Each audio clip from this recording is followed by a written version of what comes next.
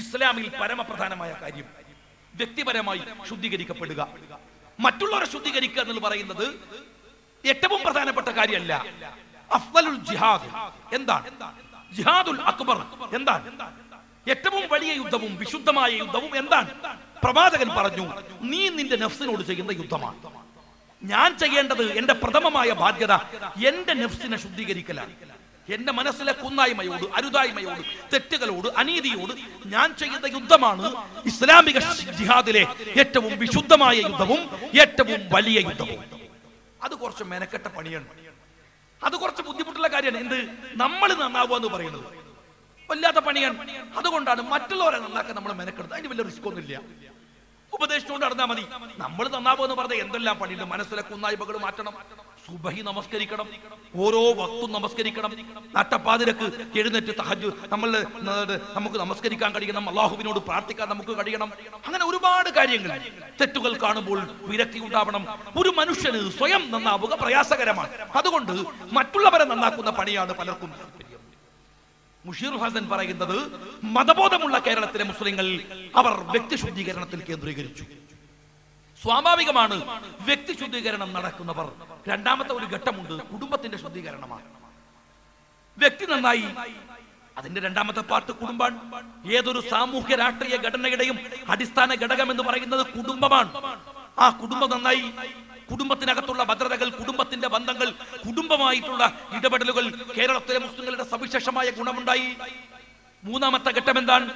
മൂന്നാമത്തെ ഘട്ടം വ്യക്തിയിൽ നിന്ന് കുടുംബത്തിലേക്ക്, കുടുംബത്തിൽ നിന്ന് സമുദായത്തിലേക്ക്, ഞാൻ, പിന്നെ എന്റെ കുടുംബം, എന്റെ സമുദായം. അങ്ങനെ ഒരു വികാരം കേരളത്തിലെ മുസ്ലിങ്ങൾക്കുണ്ടായി. എന്റെ സമുദായം, ആ സമുദായത്തിന് പള്ളി വേണം, ആ സമുദായത്തിന് സ്കൂൾ വേണം, ആ സമുദായത്തിന് മദ്രസ വേണം, ആ സമുദായം അഭിമാനത്തോടെ ജീവിക്കേണ്ടതുണ്ട്. അതിന്റെ നാലാമത്തെ ഘട്ടം എന്താണ്? സമുദായത്തിന്റെ പുരോഗതിയിൽ പങ്കാളികളായവർ സ്വാഭാവികമായി അതിന്റെ പുരോഗമനത്തിൽ പങ്കെടുക്കുന്നതിന് വേണ്ടി സാമൂഹ്യമായ ഇടപെടലുകളിൽ കക്ഷികളായി മാറി. സാമൂഹ്യമായ ഇടപെടൽ ഉണ്ടായി, ആ സമൂഹത്തിൽ സഹവർത്തിത്വം ഉണ്ടായി, സമൂഹത്തിൽ ഇടപെടലുകൾ ഉണ്ടായി, സമൂഹവുമായി അവൻ ഇന്ററാക്ട് ചെയ്തു തുടങ്ങി. അങ്ങനെ പലതരത്തിലുള്ള പുരോഗതി, സാമൂഹ്യ പുരോഗതിയിൽ വന്നു. അഞ്ചാമത്തെ ഘടകം എന്താണ്? സാമൂഹ്യമായ പുരോഗതിയുടെ പങ്കാളികളാവുന്നവൻ സ്വാഭാവികമായും അവൻ രാഷ്ട്രത്തിന്റെ പുരോഗതികളിൽ പങ്കാളികളായി. ഇത് പറയുന്നത് മുഷീറുൽ ഹസനാണ്. ഇന്ത്യയിലെ മറ്റൊരു സ്റ്റേറ്റിലും കാണാത്തവണ്ണം ഈ ഒരു തരത്തിലുള്ള മുന്നേറ്റം കേരളത്തിലെ മുസ്ലിം ഉമ്മത്തിന് സാധിച്ചു. അങ്ങനെ സാധിക്കാൻ അടിസ്ഥാനപരമായ ഒരു ഘടകം അവർക്ക് ഉലമാ നേതൃത്വമായി സമസ്തയുണ്ടായിരുന്നു, നദ്വത്തുണ്ടായിരുന്നു, ദക്ഷിണ കേരള ജംഇയ്യത്തുൽ ഒക്കെ ഉണ്ടായിരുന്നു. അവർക്ക് ഉമറാ നേതൃത്വമായി ഇന്ത്യൻ യൂണിയൻ മുസ്ലിം ലീഗ് എന്ന് പറയുന്ന ഒരു രാഷ്ട്രീയ മുന്നേറ്റം ഉണ്ടായിരുന്നു. പ്രവാചകൻ സല്ലല്ലാഹു അലൈഹി വസല്ലം തങ്ങൾ പറഞ്ഞിട്ടുണ്ട്, ഉലമാ ഉമറാവിന്റെ ഒരു സംയോജനം, ഒരു കൂടിച്ചേരൽ.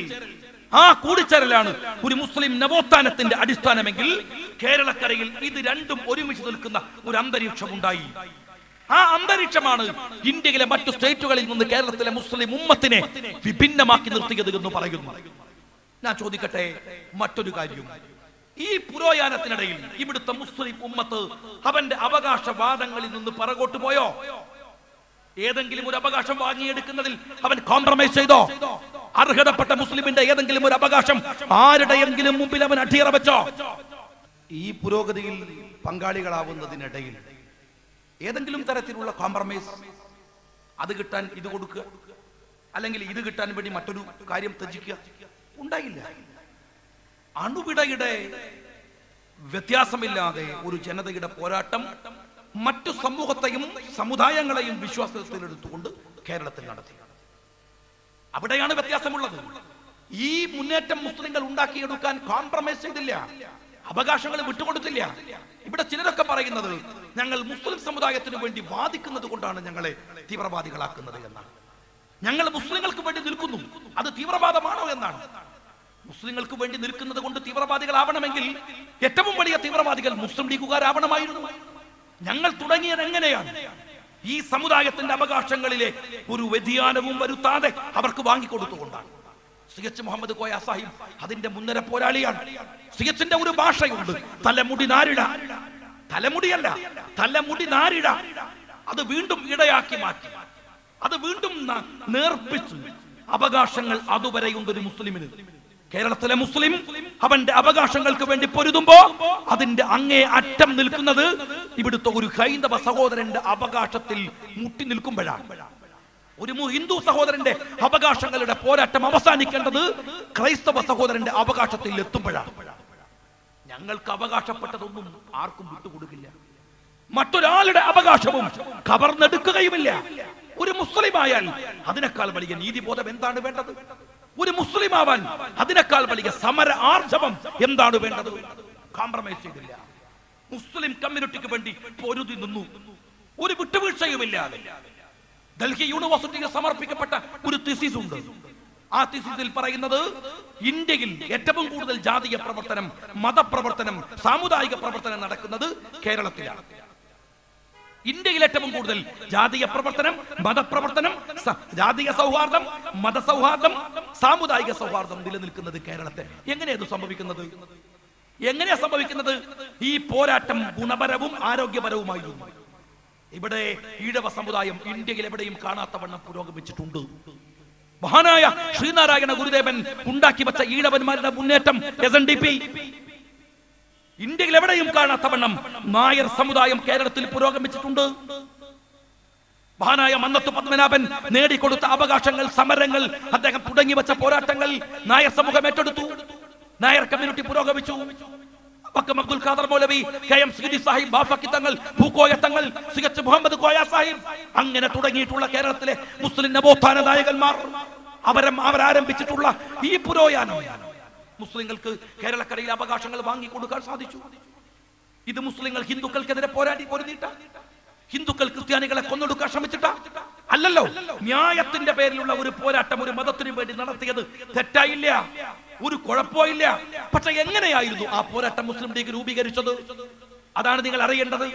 ആ പോരാട്ടത്തിന് വേണ്ടി ലീഗ് വർഗീയം പറഞ്ഞില്ല. ഞാൻ ചോദിക്കട്ടെ, ഇന്നലെയും മെനഞ്ഞാന്നും പറന്നു വീണ ചില തീവ്രവാദ ഗ്രൂപ്പുകൾ ഉണ്ടല്ലോ, അവരുടെ കാസറ്റുകൾ അവരു തന്നെ കാണുമ്പോൾ വാങ്ങി കത്തിക്കുന്ന ഗതികേടുണ്ടായില്ലേ? ചില ആളുകൾ ആ കാസറ്റ് കാണുമ്പോൾ ഭയപ്പെടുന്നില്ലേ? അതെന്റെ പഴയ ഭാഷയാണ്, ഇതെന്റെ പുതിയതല്ല എന്ന് പറയേണ്ടി വരുന്നില്ലേ? മറ്റു ചിലർ നട്ടപ്പാതിരക്ക് വിളക്കൂതി സകല സ്ഥലവും പരിശോധിച്ച് ആരെങ്കിലും റെക്കോർഡ് ചെയ്യുന്നുണ്ടോ എന്ന് നോക്കി വർത്തമാനം പറയേണ്ടി വരുന്നില്ലേ? എന്നാൽ 60 കൊല്ലത്തിലേറെയായി ഞങ്ങൾ പ്രസംഗിക്കാൻ തുടങ്ങിയിട്ട് ഈ പറയുന്ന ഈ അങ്ങാടിയിലുണ്ടല്ലോ, ഇവിടെ ഈ പറയുന്ന സ്ഥലത്ത് മാത്രമല്ല, ഈ പുത്തനത്താണിയിൽ മാത്രമല്ല, നട്ടപ്പാതിരക്ക് മുസ്ലിം ലീഗിന്റെ, മുസ്ലിം യൂത്ത് ലീഗിന്റെ നിശാ ക്യാമ്പുകൾ, ആ ക്യാമ്പുകൾക്കകത്തൊരു ലീഗ് നേതാവ് പ്രസംഗിക്കുന്ന സമയം 1 മണി 2 മണിയാണ് രാത്രി. ഇന്നലെ തുടങ്ങിയതല്ല, ക്യാമ്പുകൾ ഇന്ന് കുറവാണ്.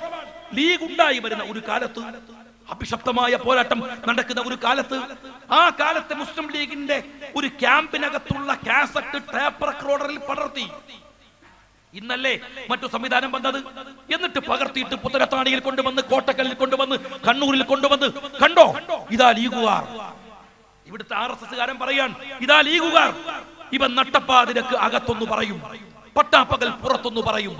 പറയിച്ചില്ല ലീഗ്, പറയിച്ചില്ല. സുതാര്യമായി പൊരുതി തന്നെ അകത്തും പുറത്തും ഒരു വ്യത്യാസവുമില്ലാതെ ഒരുമയോടെ നേരോടെ മുസ്ലിം ലീഗ് രാഷ്ട്രീയ പാർട്ടി ഇവിടെ പ്രവർത്തിച്ചു. ഒരു അന്യായവും പറഞ്ഞു. ന്യായമോ? അത് നിയമസഭയുടെയും പാർലമെന്റിന്റെയും അകത്തു വെച്ചു പറഞ്ഞു. മറച്ചു വെക്കാൻ ഒന്നുമില്ല.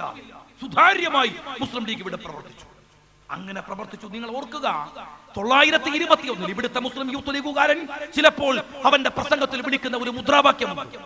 ചിലപ്പോ ചില വൈകാരികതയൊക്കെ ഉണ്ടാക്കുമ്പോ കുട്ടികളെ വിളിക്കും, 21 ഊരിയ കത്തി അറബിക്കടലിൽ എറിഞ്ഞിട്ടില്ല. എന്റെ യൂത്ത് ലീഗുകാര, നിങ്ങളുടെ കയ്യിൽ നിന്ന് ആ കത്തി വാങ്ങി അറബിക്കടലിനും അപ്പുറത്തേക്ക് ലീഗ് വലിച്ചെറിഞ്ഞിട്ടുണ്ട്. എന്നിട്ടോ നിങ്ങളുടെ കൈകളിൽ ബാലറ്റ് പിടിപ്പിച്ചു, കത്തി വേണ്ടെന്ന് പറഞ്ഞു. 947 മുതൽ ഈ രാജ്യത്തിന്റെ ജനാധിപത്യ പ്രക്രിയയിൽ നിങ്ങൾ പങ്കാളികളാവുകയാണ്. ഉത്തമമായ കാര്യം. കത്തിയല്ല, ആ കത്തി പിടിച്ചു വാങ്ങി. പക്ഷേ 21 വൈകാരികതയെ ഞങ്ങൾ കെടുത്തിയിട്ടില്ല. അതാണ് വിഷയം. 921 മുസ്ലിം വൈകാരികതയെ കെടുത്തുകയല്ല, മറിച്ച് അവന്റെ കയ്യിലുള്ള കത്തി വാങ്ങി കടലുകൾക്കപ്പുറത്തേക്ക് ലീഗ് വലിച്ചെറിഞ്ഞു. സിഗച്ച് മുഹമ്മദ് കോയ സാഹിബ് അദ്ദേഹത്തിന്റെ പ്രസംഗം പല ആളുകൾ പറയാറുണ്ട്. ഏറനാടിന്റെയും വള്ളുവനാടിന്റെയും കഥകൾ സിഗച്ച് ഇങ്ങനെ പറയുമ്പോ പല്ലിറുമ്മിയായിരുന്നു സിഗച്ച് പറയുക. എന്നാൽ ഇറനാട് എന്നിങ്ങനെ പറയുമ്പോൾ ഒരുതരം ആവേശത്തിന്റെ ഉത്തുംഗതയിലായിരിക്കും സിഗച്ച്. തലയെക്കെട്ട് വലിച്ച് ആകാശത്തേക്ക് എറിഞ്ഞ് കൂക്കുവിളികളാണ്. ഇന്ന് കയ്യടിയാണ്, അന്ന് കൂക്കുവിളികളാണ്. ആളുകൾ ആർത്തല